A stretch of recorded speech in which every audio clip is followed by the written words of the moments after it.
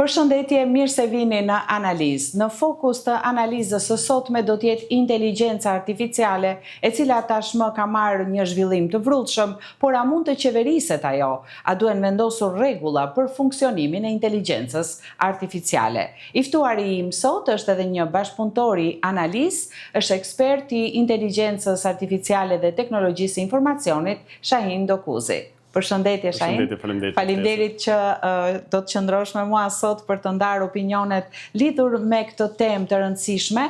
Në fakt, para pak ditësh, pikërisht në datën 6 korrik, në një konferencë që u zhvillua në nivel global qeveritar për inteligjencën artificiale në Gjenevë të Zvicrës, sekretari i përgjithshëm i Organizatës së Kombeve të Bashkuara Antonio Guterres tha se inteligjenca artificiale po zhvillohet më shpejt se sa mund ta përballoj kushdo, prandaj duhet kërkuar nevoja për rregulla të harmonizuara globalisht në mënyrë që të zvoglohen rreziqet e mundshme, veçanërisht tek fëmijët. Ju si një ekspert mendoni që mund të disiplinohet inteligjenca artificiale, të vendosen rregulla të përbashkëta globale, siç edhe orientojnë Organizata e Kombeve të Bashkuara? Po, shumë e drejtë, ajo që thatë, në fakt rregullat duhen vendosur, duhen survejuar, nuk është ideja që të kufizojnë inteligjencën artificiale, por ta kontrollojnë, domethënë, sepse siç e dim se çdo gjë ka të mirat dhe të këqijat e saj. Le ta marrim tek rasti i fëmijëve, një rast hipotetik mund të manipuloj, le të themi, fëmijët, pra të hiqem sikur jam një 14 vjeçar, sot të gjithë e dim që fëmijët luajnë online në lëra, unë mund të hiqem si një bashkëmoshatar i tij, të flas në lojë, pastaj të afrohem më shumë, teknikisht unë jam një rritur, derisa të bëj një kontakt fizik, ai mendon se do të takoj një adoleshent të vetin, një shok të vetin. Prandaj duhet kontrolluar dhe kufizuar mirë. Pra, është shumë problematike që ai mund të kontrolloj ose mund të hiqet sikur do. Ndaj mund të hiqet dhe si fëmia ose si prindi i fëmijës më saktë, edhe mund të aftoj që ditë poshtë e tjerë, domethënë është shumë e prishme kjo dhe duhet bëjnë kufizime në mënyrën se si do gjenerohen fytyrat, pra të ketë një shenjë shumë dalluese që kjo është inteligjencë, pasi sot unë mund gjeneroj fytyrë pa kuptuar që është inteligjencë. Kështu që me këtë mund bëj dhe shumë dëme tjera përveç kësaj. Është shumë e vështirë dhe edhe vetë ne për shembull në rrjetet sociale shikojmë më mirë në pjesën e artit dhe të kulturës është diçka e bukur në pamje të parë këngë me inteligjencën artificiale apo edhe vepra të tjera artistike kulturore, por rreziku nuk qëndron këtu. Jo, absolutisht, domethënë siç ata mund të marrin, bile sot siç e themi ne kemi çdo gjë smart, edhe shtëpit mund të hapen me fytyra, kështu që unë mund të hyj edhe tek shtëpia e tjetrit, pasi kamerat do detektojnë që janë pa ai. Pra ka avancuar kaq shpejt dhe ndërkohë rregullat kanë mbetur prapa. Prandaj dhe do të kërkohet një ndërhyrje shumë që çdo lloj zhvillimi të ketë ose të lënë një gjumë që kjo është inteligjencë artificiale, që nga dezinformimi pra mund të hiqem si një politikan apo si një kurdo të hedh një video sot me rrjetet sociale, ajo përhapet aq shpejt sa ta kuptojnë që është e vërtetë apo jo, e kanë marrë. Ajo e ka bërë edhe dëmin e saj, le të themi. Besoj që duhen këto rregulla, do të thotë që të rregullohet. Besoj që është dhe detyrë e mediave, për shembull në të gjitha postimet e ndryshme që bëhen në mediat sociale, duhet thënë patjetër burimi që ky material është me inteligjencë artificiale, sepse shikuesi i thjeshtë dhe publiku në përgjithësi nuk është kaq i vëmendshëm apo i arsimuar apo i trajnuar për ta ditur. Megjithëse ne themi zakonisht që inteligjenca do mund zëvendësoj dhe media, në fakt është e kundërta, pra të gjithë duke qenë se mund të krijojnë çdo lloj lajmi, duan të fokusohen ke media tradicionale. Pra nëse unë gjej një lajm edhe mund ta di që është fake, dua të shkoj ke televizori ta shoh kush është, pra teknikisht. Janë disa burime të informacionit. Pra do të kthehen tek media për lajmin e saktë. Nëse rrihen vetëm në media sociale, në rrjetet sociale do të jetë gjitha fake. Dhe vim tek Shqipëria, në fakt kam disa të dhëna për sa i përket Shqipërisë, ajo tashmë sipas ekspertëve ka kaluar nga ndërtimi një shteti digital drejt ndërtimit të një shteti inteligjent. Kështu janë shprehur ekspertët. Inteligjenca artificiale tashmë është integruar në prokurimet publike, por kemi edhe në administrat përmes platformës Diella dhe ka në fakt një lajm të mirë këtu, sipas të gjitha të dhënave, në fakt është anketa europiane për kushtet e punës, e cila ka bërë një studim. Në Shqipëri dhe thuhet që në Shqipëri rreth 97 deri 99% e familjeve kanë akses në internet. Dhe kjo është e rëndësishme, pra është një shifër e mirë. Por nga ana tjetër, në fund të muajit prill, kjo anket ka publikuar një artikull ku thotë se rreth 12% e punonjësve në Bashkimin Evropian e përdor inteligjencën artificiale gjeneruese në punën e vet, dhe Shqipëria në këtë listë renditet e 11-ta, sepse 18% e punonjësve që raportojnë se përdorin AI gjeneruese, ndërsa vendet e tjera të rajonit janë pak më mbrapa për përdorimin e inteligjencës artificiale, dhe këtu renditet Maqedonia e Veriut, Serbia, Bosnjë-Hercegovina, që janë me përdorimin 3%. Ku ka gjetur më së shumti përdorim inteligjencë artificiale në Shqipëri, dhe sigurisht edhe kjo që deri 98% e popullsisë ka akses në internet është gjë e mirë. Po, në fakt, ne jo vetëm që kemi akses, por kemi edhe interneti më të mirë, pra unë kam miq jashtë shtetit që thonë që interneti nuk është në nivelet e Shqipërisë. Pra këtu interneti është i lirë, marrim dhe më shumë internet. Në pjesën që ne jemi në vendin e 11 për përdorimin, kjo është e vërtetë, fakt shqiptarët janë të zgjuar, duan gjithmonë që të ecin përpara, të kërkojnë. Kështu që kjo e sjell edhe shumë përdorimin e AI-s. Pra jemi këmbgulës nëse duam bëjmë një punë, edhe kemi dy njëri, duam gjithmonë që ta përfundojmë dhe kur nuk e dim, kështu që futemi, pyesim AI-n, kërkojmë, edhe është gjë shumë e mirë dhe na çon. Pra gjithmonë i kam thënë që ne jemi një kombë i zgjuar, që më shumë që tani mund të punojmë për gjithë botën, kështu që teknikisht të gjithë duan që të futen, të mësojnë, të marrin ose të bëjmë punë për, le të themi, Amerikën, Europën, për çdo vetë, kështu që edhe kjo na ka shtyrë që të përdorim shumë inteligjencën artificiale, si mund të krijojmë web, mund të krijojmë platforma, do të thuajse për çdo gjë e pyesim, ose kur duam të komunikojmë, i themi na i përpiloj një email, një format saktë që të hiqemi në komunikim disi më mirë, do të thënë e përdorim shumë. Po është pak e rrezikshme, le të themi, sepse e vëmë re dhe në bisedat e përditshme, njerëz të moshave të ndryshme, kur ti bisedon për një temë dhe ke një lloj debati për këtë temë, tema mund të jetë e fushave të ndryshme, dhe miku në tavolinë apo mikesha thot prit se do ta shikoj në chat GPT. Është një problem social, po, i vërtet. Po këtë mund ta përdorin dhe nxënësit në rastet më të shpeshta, pra a e largon nga i studimi klasik në libër dhe dëgjimi i mësuesit në klasë, janë këto problematika? Është shumë e vetë, patjetër që e largon, do të thënë, kohët evolojnë dhe kështu do të shkojë, biles ne kemi shkolla që t'japin dhe tablet për të mësuar, ose detyrat, le të themi, nuk i bën në flet, i bën direkt në tablet, e merr përgjigje në moment, pra normalisht që janë kohët e tilla, edhe fëmijët po e përdorin gjithmonë më shumë, në shkolla është futur me dashje, ndërkohë që Suedia, le të themi, si rast po e heq, pra po kthehet ke tradicionale. Pikërisht, ka shumë vende të botës të cilat janë duke e hequr, dhe mendon që kjo gjë mund të realizohet edhe në Shqipëri? Duhet hequr, duke qenë se je ekspert i kësaj fushe? Ideja që laboratoret duhet të jenë gjithmonë, të gjithë duam laboratoret, kanë ndoshta më shumë orë praktike, po jo të jenë tërkohën telefon. Ne kemi shkolla private që për lehtësitë e tyre janë tërkohën telefon, edhe kur shpjegojnë, do të thonë jam me tablet, ai e vetë shkolla tableti, normalisht të kufizuar për ta por vetëm gjërat e mësimit, por që ai bëhet shumë i varur, domethënë. Edhe ngelet vetëm pas pajisjes digjitale, kështu që megjithëse ai mund të ketë shumë njohuri po të kërkoj, po janë njohuri që i merr përkohësisht, pra nëse ne mësojmë në formë tradicionale, zysha e shpjegon, unë do ta ngulis më mirë në mendje, ndërsa kështu unë bëja atë kërkimin, e mora informacionin dhe e harrova. Kur bën një detyrë tjetër, duhet prapë pak ndihmë gjithmonë. Dhe kjo është.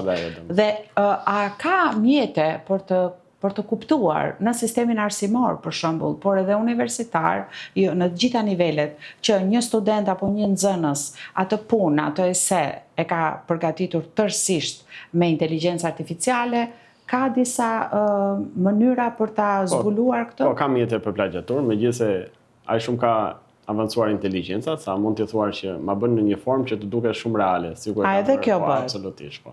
Bëhet inteligjenca pjesë e mashtrimit. Pjesë e mashtrimit, përveç se aq, ajo edhe kontrollon nëse jep një detyrë, nëse mund të kapet si mashtrim. Pra bën vetë kontrollin dhe thotë unë e kapa si mashtrim 20% ose. Megjithatë, një lajm i mirë është që për herë të parë në Shqipëri në fakt është propozuar një projekt ligj i posaçëm për inteligjencën artificiale. Ai synon që të rregullojë zhvillimin, tregtimin, përdorimin e sistemeve të inteligjencës artificiale në Shqipëri, përshtatur me legjislacionin e Bashkimit Evropian. Është një ligj që është hartuar nga Agjencia Kombëtare e Shoqërisë së Informacionit, ka 106 nene, 13 anekse, dhe nëse do të arrijë të miratohet nga Kuvendi i Shqipërisë do të jetë i pari ligj i kësaj natyre në Shqipëri. Mendoni se do të ketë një ndikim gjithmonë më të mirë përderisa do të jetë edhe ligj për të zbatuar? Po, zakonisht në çdo ligj që merr Europa, thuaj se bazohemi jo vetëm për inteligjencën, por lidhje me çdo gjë dhe është shumë e mirë pasi ligjet që janë bërë në Europë janë të testuara, le të themi, pasi janë vënë në praktik. Kështu që edhe këto ligje të huazuara është mirë që të aplikohen, siç e thamë me inteligjencë sot mund bësh çfarëdo lloj dëmi, kështu që normalisht edhe duhet kufizuar, pra nuk duhet të jetë aq e lirshme sa mund bëj ose të gjeneroj çfarëdo lloj gjëje që dua, pra është privatësia e parë dhe me inteligjencë, privatësia është thyer sot. Mund bësh edhe sulme kibernetike shumë të avancuara, pra edhe pa njohuri, mjafton që të përdorësh inteligjencën, mund të thuar si mund bëj një hakim, si mund bëj një sulm, kështu që normalisht edhe dëmet janë shumë të larta, janë të larta. Kështu që patjetër që duhet. Ku konsistojnë kryesisht dëmet? Vetëm në për banka, në financa, pra synimi është parat. Pa llogaritur pasi që kemi edhe siç e tham, vjedhje të identitetit, shfatje pasi nëpërmjet vjedhjet të identitetit, pra unë nëse kam 2 foto të dikujt, ti bësh shantazh, ti them e mora nga telefoni jote, ka pasur raste të tilla. Paguajmë ide që mos dalje, ka shumë. Po, ka pasur raste të tilla dhe sigurisht që e nisëm këtë bisedë me një ngjarje të rëndësishme siç është dhe Organizata e Kombeve të Bashkuara që ka mbledhur disa ekspertë dhe gjithashtu edhe përfaqësues të qeverive nga mbi 40 vende të botës për një dialog global në nivel qeveritar për inteligjencën artificiale, se si mund të qeveriset ajo. Ndërkohë Kina, një vend me një zhvillim shumë të madh të inteligjencës artificiale, të teknologjisë, ka propozuar nismën e qeverisjes globale të inteligjencës artificiale, duke mbrojtur një qasje ku njeriu duhet të jetë gjithmonë në qendër dhe inteligjenca artificiale t'i shërbejë njeriut për të mirën e njerëzimit. Kështu janë 2 ngjarje të rëndësishme këto ditë në Kinë, konferenca botërore e inteligjencës artificiale dhe takimi i nivelit të lartë mbi qeverisjen globale të inteligjencës artificiale. Mendoni që do t'ishte më mirë për të gjithë botën që të krijojë një sistem global i qeverisjes së inteligjencës artificiale, sigurisht edhe me konsensusin e të gjitha palëve? Në fakt, siç e thatë shumë e saktë, që inteligjenca duhet të shërbejë njeriut dhe njeriu duhet të jetë parsor. Dhe ndërkohë, duke parë këtë modelin kinez të inteligjencës artificiale, së fundmi shikojmë, kemi mundësinë që të marrim informacion për përdorimin konkret të inteligjencës artificiale dhe janë video të pafundme në rrjetet sociale. Më kanë bërë përshtypje për shembull këto ditët e fundit disa video në bujqësi, që si mund të gjejë një përdorim të gjerë inteligjencë artificiale pikërisht nëpërmjet dronëve. Dhe nëpërmjet dronëve ruheshin fusha të tëra me të mbjella që të mos kishte dëmtues domethënë të tyre. Pra një fermer i thjesht apo disa fermer që punojnë së bashku e kanë zgjidhur këtë gjë me dron. Po kështu një tjetër gjë që më bëri përshtypje ishte monitorimi i motit, i klimës. Sepse kuptohet që me ndryshimet klimatike tashmë her pas here ka përmbytje, ka erozione, ka fenomene nga më të çuditshmet, por këto i është dhënë aq shumë rëndësi inteligjencës artificiale sa që e paralajmërojnë. Do me thënë pushtetin lokal, po edhe vetë banorët kanë akses në këtë gjë.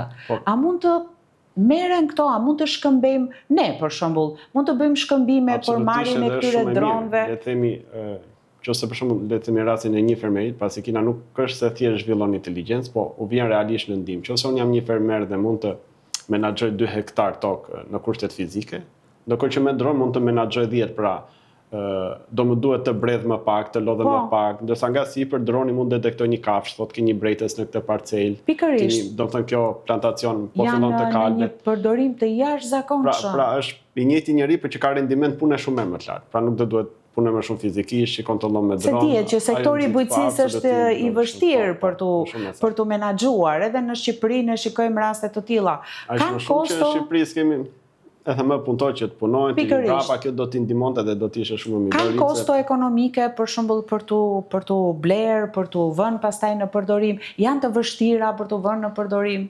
Normalisht që do të rajnim. Po që ja vlen, pra, nëse le themi një fermer ose një burg këtu prodhon shumë pak, në këtë rast do të prodhonte shumë më shumë, do t'ja shikonte hajrin shumë më shumë, do të kishte më shumë të ardhura, absolutisht që benefitit do të jetë shumë më i madh se sa do të blej atë dronin. Normalisht që duhen të trajnuar si në përshkolla, të rinj ndihmojnë pas edhe prindërit, le themi, por që benefiti është shumë i madh. Siç e thamë vetëm me këtë në bujqësi që është ndër pikët kryesore se parësore ku fillon jeta, domethënë që duhet, do ndihmon të shumë. Këtu e kemi rastin që ai nuk inteligjenca artificiale nuk e zëvendëson njeriu, sepse ka dhe rreziqet për shembull që disa profesione po zhduken sepse po vinë robotët dhe robotët humanoid në vende të zhvilluara siç është dhe Kina në këtë rast janë në një përdorim të gjerë dhe i gjen kudo, sidomos në sistemin shëndetësor, por edhe në shërbime të ndryshme. Dhe për ta mbyllur këtë bisedë, pash sot një lajm interesant, më duk, për një djalë shqiptar nxënës 14 vjeçar, Jori Xhure, i cili në fakt ka dëshmuar nëpërmjet asaj që ka bërë se mosha është thjesht një numër përpara pasionit. Dhe po shikojmë gjithmonë më shumë nxënës shqiptar të cilët shkëlqejnë në fushën e teknologjisë, të inteligjencës artificiale. Ai është themeluesi i MicroChat 3.0, chatboti i parë shqiptar me standarde profesionale, UI, UX globale, këto terma po i them juve i kuptoni, unë jo, gjithsesi është pajis një modul edukativ Smart Learn. Dhe kjo është një platformë që e ka krijuar ai si nxënës për të zgjidhur një problem të madh në shkollat shqiptare, mungesën e materialeve interaktive në gjuhën shqipe.